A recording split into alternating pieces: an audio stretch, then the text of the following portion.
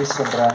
நீங்கள் டைம் சொல்லுங்கள், உங்களுக்கு நான் வந்து பண்ணி காட்டுறேன். விஜயாண்டி சார், விஜய் சார், அந்த டைட்டில் நல்லா இருக்கு. ராகு காலம் யமகண்டம் சூப்பர் சார். சார் நீங்கள் தான் சாட்சி. ராகு காலம் யமகண்டம் அது ஏன் டைட்டில் சார். நான் சொல்லுங்க சார். சார்பா நீங்கள் வேறு யாராவது வைக்க விடாதீங்க ப்ளீஸ். சார் சொன்னது நானே. சீக்கிரமா அப்ளிகேஷன் கொடுத்துருங்க, ரெஜிஸ்டர் பண்ணி கொடுத்துருங்க. சார் தயவு செஞ்சு அது சொந்த படமாக எடுங்க சார். சொன்னது 10 நானே. நிமிஷம் இருந்தா இன்னும் பல டைட்டில் வரும் போல இருக்கு சார். கண்டிப்பாக 10 நிமிஷத்துல இன்னும் பல டைட்டில் வரும் சார். எடுத்து கொடுங்க ப்ளீஸ் சார். எஸ் அண்ணன் சொன்ன மாதிரி ஒரு ஆக்சிடென்ட் நடந்தது, அதெல்லாம் வந்து விட்டுருங்க சார். அதில் வந்து ஒரு விஷயம் பார்த்துருப்பீங்க, கடலுக்குள்ளே போகிற மாதிரி. இதே விஷயம் வந்து நீங்கள் இந்த படத்தையும் பண்ணிருக்கீங்கன்னு சொன்னாங்க. கடலில் போனோம் அதில் காருக்குள்ளே அப்போ என்ன ஃபீல் பண்ணீங்க? இல்லை சார், ஆக்சுவலாக இதுக்கு முன்னாடியே போயிட்டேன்னு நினைக்கிறேன் கடல். முதல்ல இந்த இதோட போனேன், அப்புறம் தான் நான் உண்மையாகவே கடலில் போனேன். ஒன்றும் இல்லை சார், ஆக்சுவலாக சுற்றி ஒரு டீமே இருக்கிறாங்க. சினிமா எடுக்கும்போது சினிமாவில் உள்ள ஹீரோஸோட வாழ்க்கை வந்து ரொம்ப சூப்பரான வாழ்க்கை சார். ஆக்சுவலாக வந்து காலையில் 5 மணிக்கு ப்ரொடியூசர் கார் வச்சு கொடுத்துருவாரு, காலையில் வந்தாலும் சாப்பாடு போட்டுருவாங்க, பத்திரமா பார்த்துப்பாங்க, ராஜா மாதிரி பார்த்துப்பாங்க. அப்படின்றதுனால எந்த ஒரு ப்ளஸ் வந்து எனி ரிஸ்க்குன்னு பார்த்தீங்கன்னா வேறு எந்த துறையிலேருந்து நான் அந்த கடலை விழுந்திருந்தா கூட நான் உண்மையிலே போயிருப்பேன். ஆக்சுவலாக சினிமான்றதுனால உள்ள டெக்னீஷியன் டக்குன்னு குடிச்சு காப்பாற்றுறதுன்னு சொல்லிட்டு பெப்சி தொழிலாளிகள் அதுன்னு சொல்லிட்டு பூவை போல் பார்த்துப்பாங்க எல்லா ஹீரோஸையும். ஸோ அது எப்போவுமே ஒரு பயம் இல்லாமல் தான் எல்லா விஷயத்தையும் ஃபைட்டில் சீனில் கூட பார்த்தீங்கன்னா ரோப்பில் தூக்க விட்டாங்க, எதுவாக இருந்தாலும் பயம் இல்லாமல் அணுகிறேன். ஒன்றும் நடக்கலை ஸோஃபார். நடந்ததும் பெரிய விஷயமா படல. நல்லா பார்த்துப்பாங்க, நாங்கள் பார்த்துப்போம். ப்ரொடியூசர்ஸ் பார்த்துக்கிறாங்களோ ஹீரோஸ் பார்ப்போம். ஓகே ஆ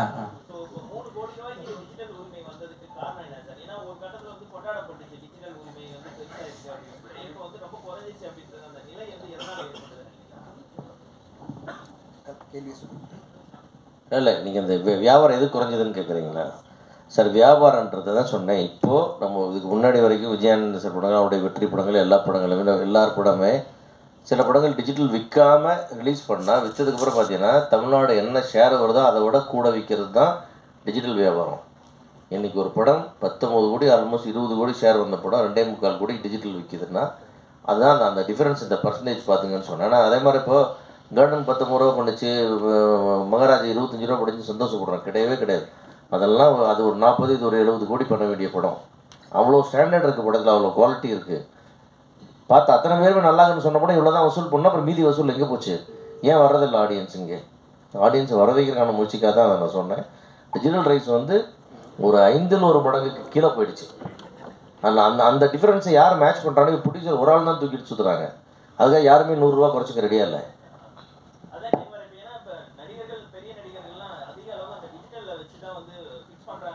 ஆமாம், அங்கே டிஜிட்டல் ஏறிச்சு எல்லாரும் ஏறிக்கிட்டாங்க. டிஜிட்டல் இறங்கிடுச்சு, யாருமே இறங்கலையே, எல்லாம் மேலேயே நிற்கிறாங்க, பிடிச்சது தான் கீழே நிற்கிறாங்க. நடக்கணும், அதுக்கான முயற்சிகள் எடுத்துக்கிட்டு இருக்கோம், விரைவில் நடக்கும், அதிரடியாக அதாவது நடக்கும்.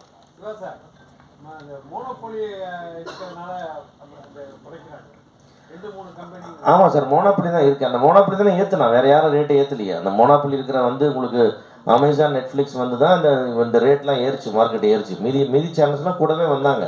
பட் ஹையஸ்ட் ப்ரைஸ் பெரிய பெரிய மெகா படங்களை வாங்கினது அவங்க தான் வாங்கினாங்க. இன்றைக்கி அவன் நான் வாங்கலேன்னு ரிவர்ஸ் பண்ணிட்டுனா அது அவங்க ரைட்ஸ், வாங்க மாட்டான்னு சொல்கிறது. பட் வாங்க மாட்டேன்னு சொல்கிறது பட் நாம தயாராகணும்ல, அதுக்கு நம்ம இண்டஸ்ட்ரி தயார்படுத்தணும். 2019 என்ன இண்டஸ்ட்ரி இருந்தோ திருப்பி ரிவைவ் பண்ணி அங்கே கொண்டு வந்து அந்த ஸ்ட்ரக்சரை கொண்டு வந்தீங்கன்னா தான் சினிமா எடுக்க முடியும். இல்லாட்டி இது ரொம்ப நாளைக்கு தாங்குற வண்டி இல்லை இது. அதுதான் சொல்ல வந்தேன். அது ஒரு வார்னிங்கை தான் நான் சொன்னேன். பிரெயின் டெட்டாச்சு, கையை கால் விரல எல்லாம் மாட்டிக்கணும்னு சொன்னேன் நான். டைரக்டர் விஜய் மில்டன் சாருக்கு ஒரு கேள்வி. மழை பிடிக்காத மனிதன் சொல்லி கவித்துவமான ஒரு தலைப்பு வச்சுருக்கீங்க. பொதுவாக அதில் 3 கேரக்டர் வருது. சரத்குமார், விஜய் ஆண்டனி, நம்ம சத்யராஜ், 3 கேரக்டர் வருது. பொதுவாக அந்த மழை பிடிக்காத மனிதர்களை வந்து இந்த போபியான்னு சொல்லுவாங்க, ப்ரோபோபியான்னு சொல்லுவாங்க, பயம்புடுத்து, அதுக்குன்னு ஒரு இது இருக்குது. அந்த மாதிரி ஒரு பயப்பிரச்சனையை வச்சு இது எடுத்துருக்குதா, இல்லை எந்த அடிப்படையில் இந்த தலைப்பு வச்சுருக்கீங்க? சார், நான் ட்ரை பண்ணது என்னென்னா சார், இப்போ அந்த டைட்டில் கேட்டோன்னே உங்களுக்கு ஒரு கேள்வி வருது இல்லை, ஒரு மனுஷனுக்கு வந்து ஏன் மழை பிடிக்கலை அப்படின்னு. அந்த கேள்வி தான் சார் இந்த படத்தோட கதை. இந்த படத்துலையும் அந்த ஒரு க்யூரியாசிட்டி இருக்குல்ல, அந்த ஒரு ஏன் இவனுக்கு இது பிடிக்கல, ஏன் இவன் இப்படி இருக்கான், ஏன் இவன் இப்படி சுற்றிட்டு இருக்கான் அப்படின்ற கேள்வி தான் படத்தை நகர்த்திட்டே போகும்.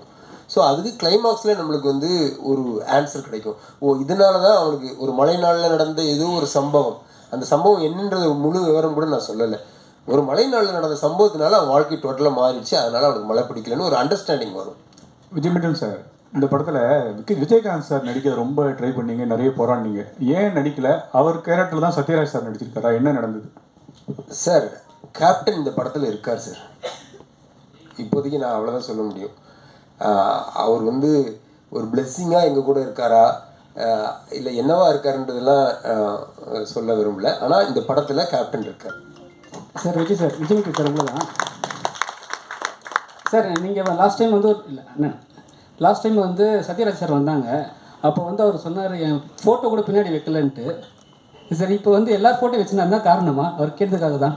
சாரி, ஃபோட்டோ வைக்கலன்னு கேட்டாரா சார்? ஆமாம். எப்போ? லாஸ்ட்டில்? ஆமாம். இல்லையே சார், இல்லை திரும்பி பார்த்து என் ஃபோட்டோ கூட இல்லையேன்னு சொல்லிட்டு சொன்னாங்க. இல்லை சார், இருந்தது சார், டிசைன் பண்ணியிருந்தோமே. நாங்கள் யாருமே விடலை, சரத்குமார் சாரும் சரி. ஏன்னா எல்லாருமே சீனியர் ஆக்டர்ஸ், அவங்களுக்கான ஸ்பேஸை நம்ம கண்டிப்பாக மரியாதை கொடுக்கணும்னு கரெக்டாக ப்ராப்பராக டிசைன் பண்ணியிருந்தோம். அப்படி சொல்லலையே, நான் இருந்தேன் அந்த ஃபங்க்ஷன். சார் அப்புறம் சார், இப்போ நீங்கள் எல்லா படமே வந்து யூஏ தராங்க. நீங்கள் வந்து கதை எழுதும் போதே மழை பிடிக்காத மனிதன் வந்து ரொம்ப நல்ல சப்ஜெக்டாக இருக்கும். யூஏ கொடுக்கும்போது உங்களுக்கு என்ன தோணுச்சு?